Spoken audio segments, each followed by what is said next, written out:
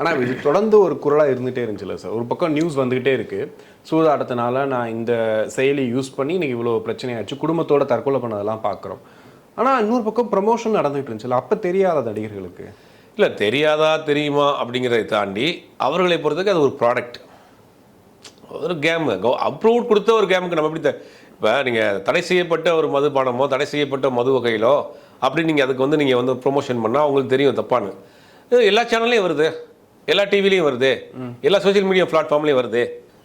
அப்படிங்கும்போது அவங்க சரி எல்லாரும் பண்ணுறாங்க அப்படிங்கிற மாதிரி அதுலேயுமே டேர்ம்ஸ் அண்ட் கண்டிஷன்ஸ் போடுறாங்கல்ல. ஆமாம் போட்டுறாங்க இல்லையா, அதை நம்பி தானே அவங்க போகிறாங்க.